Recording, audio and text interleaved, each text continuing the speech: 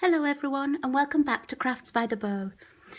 You might remember in my last video I was working on a one sheet wonder, and this is the one that I'd created for myself because these were the kind of shapes that I wanted for my cards.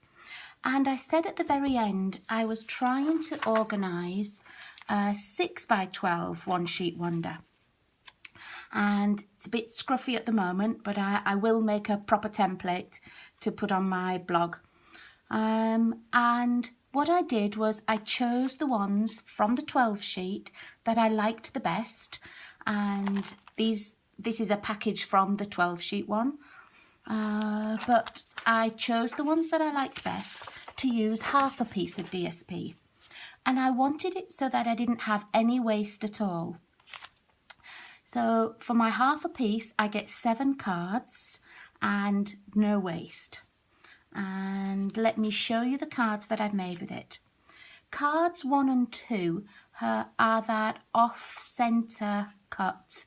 So I get 2 pieces the same, but because my paper was a directional paper, my card pieces won't be the same. One's at the top and one's at the bottom. And these are the 2 I made. So you can see how one of the pieces has gone at the bottom, and I've used the Petal Burst embossing folder and just some little flowers and the jar from Jar of Love. And then the second one, see, it's just the matching piece for here. I just put it onto black card with a happy birthday and just a little flower inside. Can't remember what I put inside this one. Nothing. So that's cards 1 and 2. Number 3 is a 5 1/4 by 2 1/2 piece, the same as number 4. And so what I did, these are the 2 cards I made. I used a card back to put through the embossing folder for the hearts, which is one of the old embossing folders. And then I cut that piece in half and used half on each. And I just made simple little cards. I had them open in different ways because I didn't want everything to be the same. Okay, so that's card 3 and 4. Card number 5, I made the squares a little bit bigger than I was going to in the first place. And the 3 squares don't fit in a long line, but I found that they did go really nicely on the diagonal like this. And then I just cut some thin pink card, a 1/4 inch strip, just to make something that went at the bottom of the white space. So that was my card number 5 with the 3 matching squares. Number 6 was a very narrow piece that was left over, and so I just backed it and just had the one piece, put the little thanks and some flowers and a few more flowers inside. And then the last one was using these 3 thin border pieces.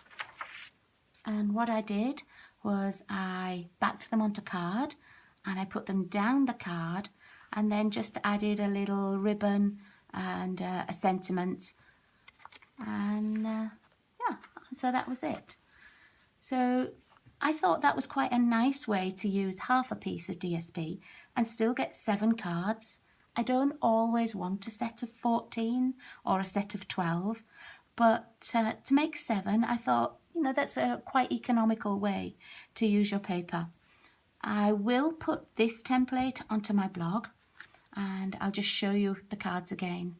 So this is number 7 with the 3 border pieces backed onto card just as a little extra layer. Number 6 is that thin border piece. And that's this one. Number 5 are the 3 squares that I put on the diagonal.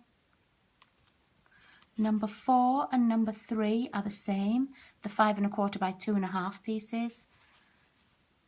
And I just added an embossed piece and popped the paper to the left-hand side of the card. Number 2 and number 1 are the rectangular piece cut offset, and these are the ones. So I hope you like those, and I hope you'll give it a go just making 7 pieces from a one sheet wonder. The other pieces, the other 6 by 12, I've cut in half and I've put the 2 pieces into my DSP box. So I've got 2 big pieces left. But I think what I might do next time is cut it, instead of cutting it into 2 at 6 by 6, I might cut it into 4 by 6 so that I get 3 pieces, which are the ideal size for putting on a card for like this. And I would only need to trim it down a little bit. So thank you for waiting and for watching the second part of my one sheet wonder, and I hope you have fun with this one. Thanks very much indeed. Bye bye.